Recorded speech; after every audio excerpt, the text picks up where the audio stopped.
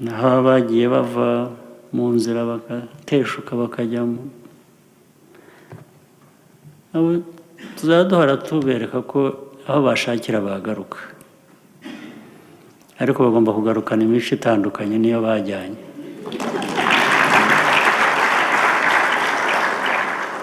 Bagomba gufata umurongo bakamenya ngo kuba iki gihugu dukwiriye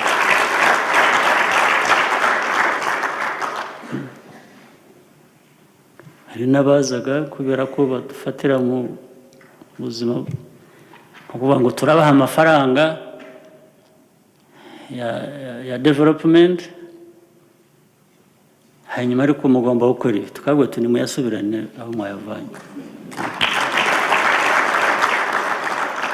Twaje tuyakeneye bose, amafaranga yo turayakeneye, ariko amafaranga atwambura uburenganzira bwacu nimuyagumane. Niyo mpamvu n'ibi dukora ibi by'amajyambere, ibi bintu bigerwaho, ndabwira mwebwe abanyarwanda,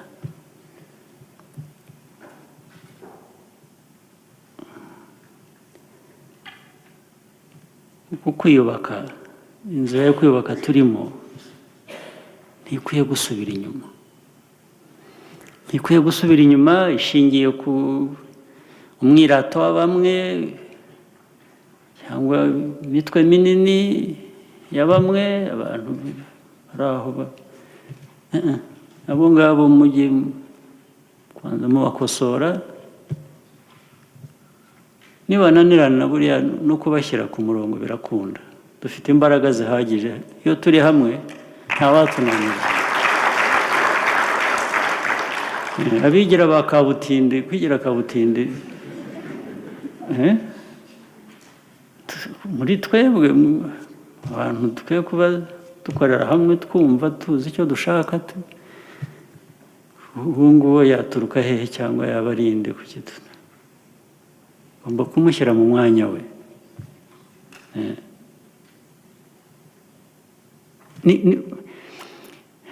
Ni nako abantu nkatwe nk'igihugu cyacu abanyarwanda, ibyo twanyuzemo, uko twakubititse, uko twageze, ntabwo dukwiriye kubivanamo imbaraga, dukwiriye kubivanamo kwanga ikibi tugakora icyiza.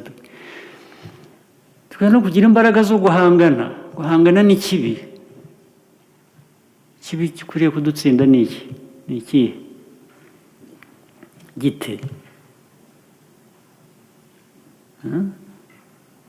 Abashaka kuba bonyine bakagira ibito byo mujye mubashyira iruhande, mubihorere. Ejo u Rwanda rutazongera kandi ntabwo byashoboka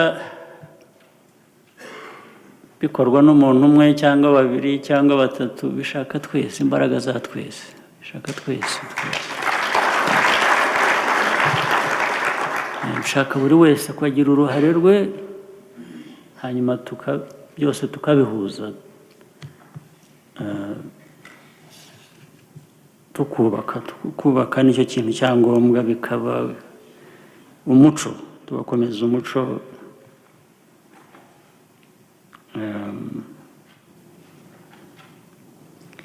Ndetse reka no kwirirwa mvuga ibyo, turabizi ko ari byinshi, ariko mumbwire muri bya bihugu byaduteye imijugujugu yo kuvuga ngo turashyira abantu hamwe ngo turakora icyaha, bariya bategeka isi nyine, nimumbwire kimwe muri byo kidafite ikibazo, nimukimbwire. Hari abambaye amavesiti y'umuhondo,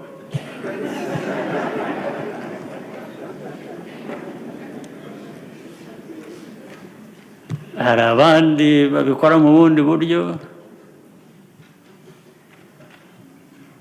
hari abirirwa bavuga ngo no murashaka kuva mu muryango twagiyemo kandi murashaka kugaruka kuba igihugu cyanyu, muzi ibyitwa Brexit. Wajya mu kinini cyane cy'imbaraga nyinshi, ibyo sinirwa mbitindaho.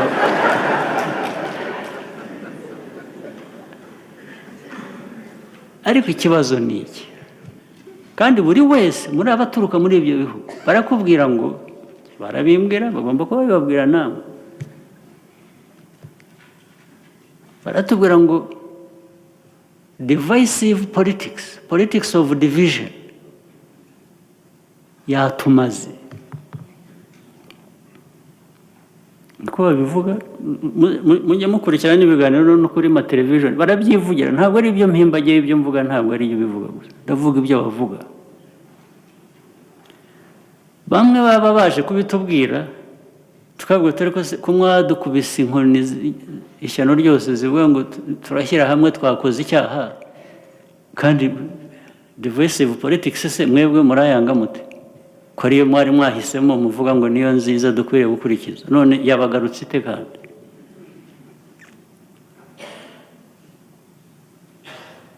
kubera ko politics nyine bamenyereye ni ya yindi nk'iyo twabanjemo, igira abahutu, abatutsi, abatwa, mukaryana, abantu bakajya ku mihanda bagatwika n'ibikorwa by'amajyambere bitariho, bagatwika n'akazu kari aho karyamye ku kandi, ubwombe bakabutwika nyakatsi, bakabishyiraho inkongi za rukarakara, bakabomora. Ubwo ngo ni multi something politics. Hanyuma natwe turabyemera, turabifata ngo niko bimeze. Ariko bahoze muvuga guhitamo, uhitamo ibikubereye, nta uhitamo ibibereye abandi. Abandi niyo bahisemo bakahitamo nabi bikabagaruka, ibyo birabareba. Nawe nuhitamo nabi bizakugaruka, nuhitamo neza uzabyungukiramo. Ubu nimumbwire, mu myaka 25 ishize, ibyo twahisemo nabi twicuza ni ibiki?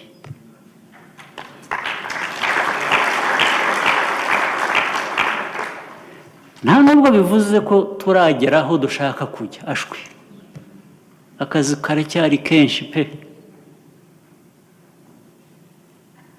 Ariko inzira ni nyabagendwa. Ugenda uzi ngo aho bwira ugeze uhafite umutekano, nibucya urongera ugende, nibwira ucumbike, ariko ni ibintu uzi bifite umutekano muri iyo nzira. Ndi umunyarwanda rero, nicyo ngicyo bivuze. Uvuga ngo uko dutandukanye ko ariko kose, uko dutandukanye mu bitekerezo, uko dutandukanye, uko dusa, n'uko tureshya, n'uko twumva, n'iyi turacyari abanyarwanda bakwiriye kuba bakorera amahoro y'abanyarwanda.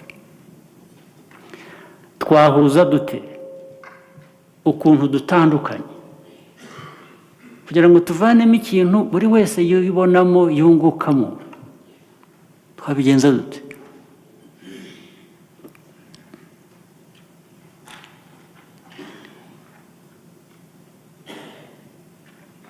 Abavuga ko barwanya igihugu, abavuga ko bashaka kuzana ibyo bazana, ntabwo nzi ibyo ari byo jyewe.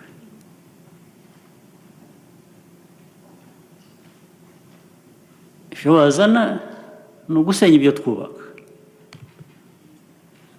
Ariko icyiza, abanyarwanda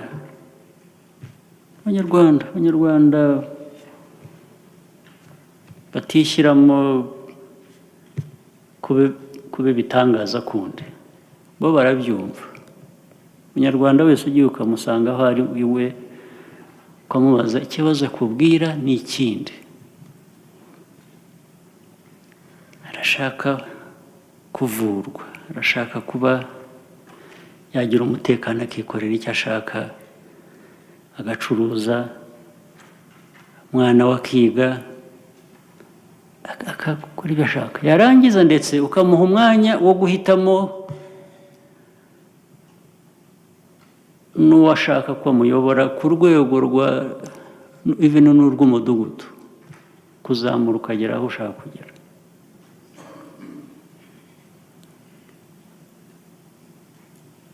Umunyarwanda arashaka amashanyarazi, ntabwo amashanyarazi yahitamo, ntabwo akwiriye kuba ajya mu bwoko runaka cyangwa mu idini runaka, mu bantu b'idini runaka, cyangwa se mu bafite amahirwe, bagize amahirwe bashoboye kwiga bakajya mu mashuri, bigasiga ababyeyi bacu cyangwa n'abandi bibereye mu cyaro bagerageza kubaho ubuzima busanzwe. Ntabwo ibyo ngibyo mu Rwanda, muri politiki y'u Rwanda ntabwo ariko bimeze. Rero wavuga ngo arashaka kurwanya u Rwanda kugira ngo we ahe abanyarwanda kubaho ubuzima ashaka kurusha ubwo bashaka cyangwa ubwo bafite babonye mu buryo busobanutse nk'ubwo bafite, iyo ntambara ntabwo ishobora gutsindwa, ntibishoboka, ntabwo byabaho, ntabwo bayitsinda nk'uko uwarwanye bamubwira ngo iwanyu haruzuye, abantu baruzuye ntufite aho ujya, inzira ishaka kujya iwanyu wahabujijwe, iyo ntambara iroroshye gutsinda.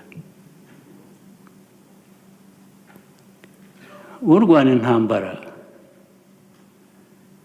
kubera ko yabaye mu buzima aho yashakaga kugira uburenganzira buruta ubw'abandi, akagira ibyo atunze ndetse akongeraho no gutunga n'iby'abandi yihaye, ab'inda nini, ab'ibinyoma, ab'intashima, ab'intagondwa,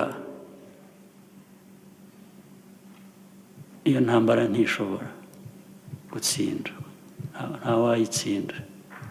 Mu bayirwanira, mu barwanira ibyo ntibashobora, nta nabuze, ntibishoboka.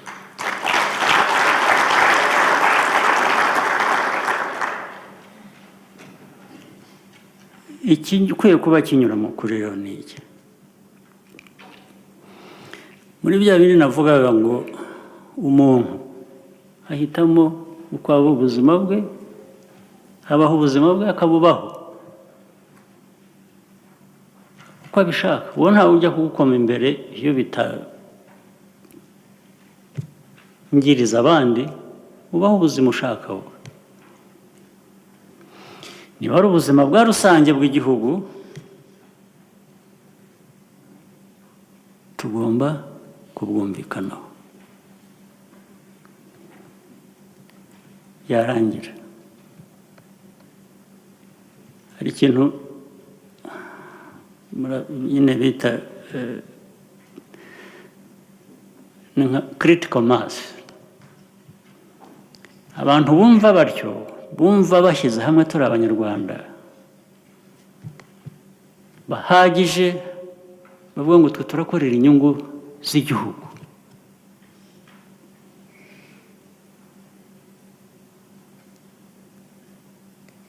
Simbona n'impamvu icya mbere bava ku ntego yo gukorera icyo gihugu,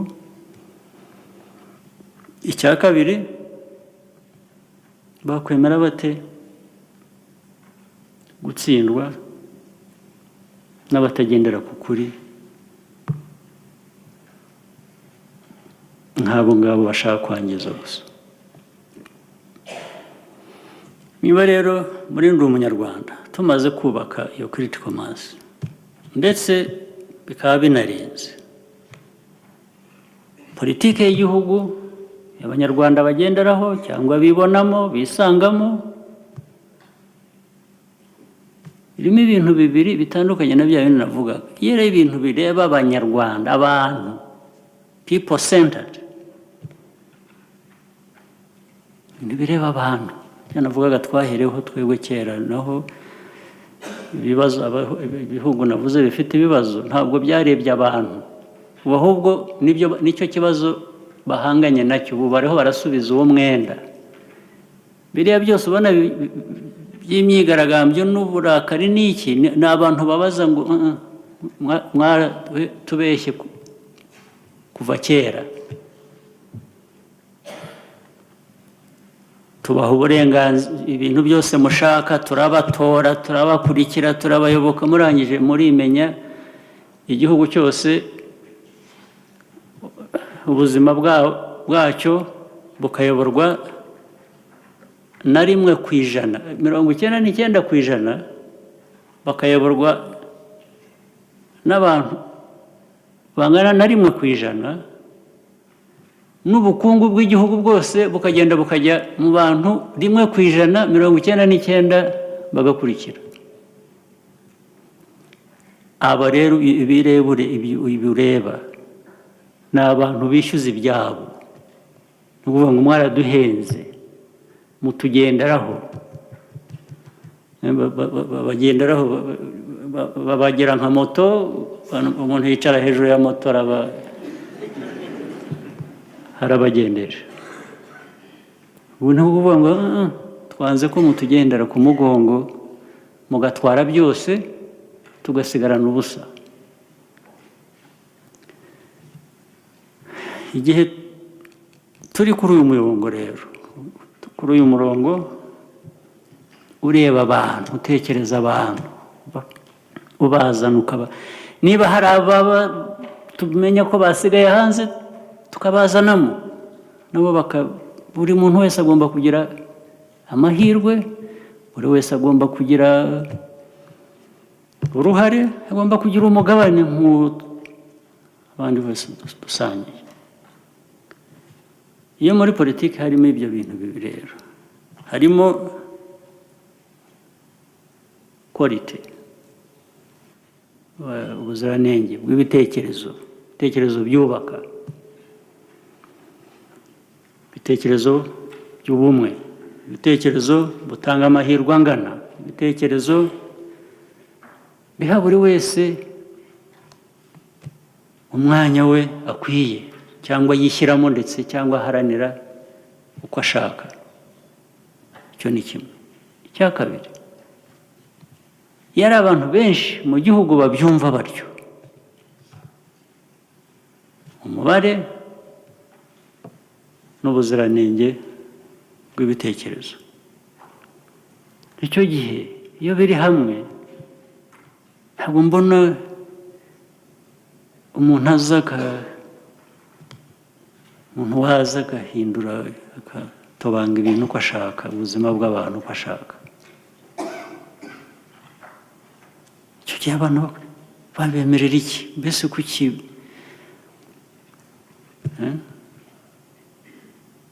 kuki umunyacyaha cyangwa umukora nabi ari we utsinda mu bantu benshi, mukareba gusa umuntu umujura, umwicanyi,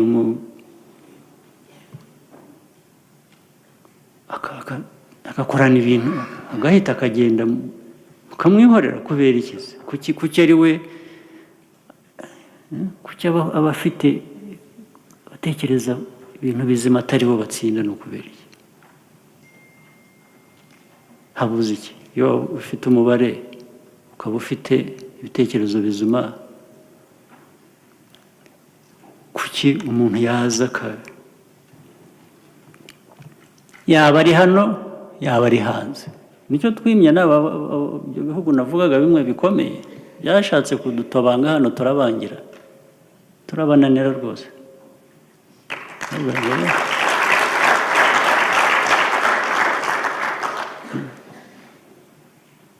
hari n'abazaga kubera ko badufatira mu buzima kuvuga ngo turabaha amafaranga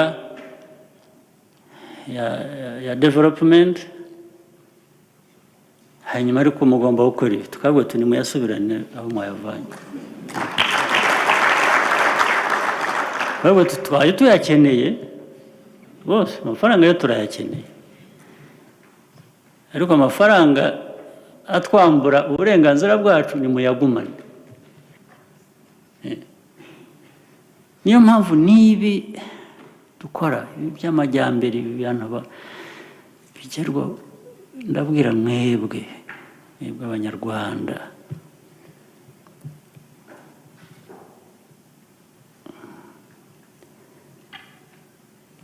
uko kwiyubaka inzira yo kwiyubaka turimo ntikwiye gusubira inyuma ntikwiye gusubira inyuma ishingiye ku umwirato wa bamwe cyangwa imitwe minini ya bamwe abantu bari aho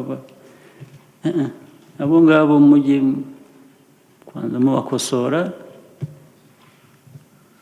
nibananirana buriya no kubashyira ku murongo birakunda dufite imbaraga zihagije iyo turi hamwe ntawatunanira abigira ba kabutindi kwigira kabutindi muri twebwe abantu dukwiye kuba dukorera hamwe twumva tuzi icyo dushaka ubu ngubu yaturuka hehe cyangwa yaba arinde kuki ugomba kumushyira mu mwanya we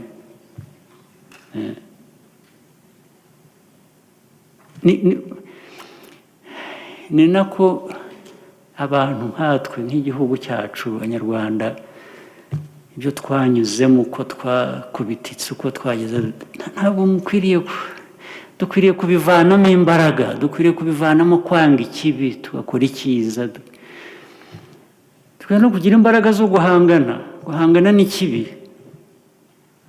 ikibi gikwiriye kudutsinda ni ikihe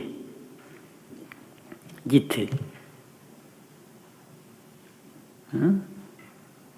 abashaka kuba bonyine bakagira ibitabo byo mujye mubashyira iruhande mubihorere ejo u Rwanda rutazongera kandi ntabwo byashoboka bikorwa n'umuntu umwe cyangwa babiri cyangwa batatu bishaka twese imbaraga za twese bishaka twese bishaka buri wese ko agira uruhare rwe hanyuma byose tukabihuza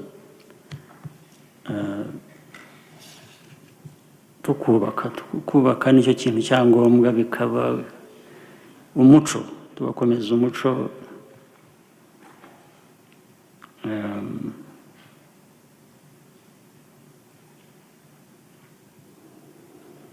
naho bagiye bava mu nzira bagateshuka bakajyamo tuzajya duhora tubereka ko aho bashakira bagaruka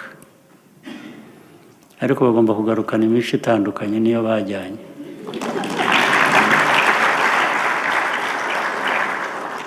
bagomba gufata umurongo bakamenya ngo kuba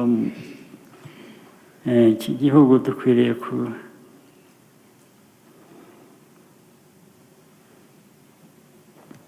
ndi umunyarwanda n'umunyarwanda is something that should give us pride.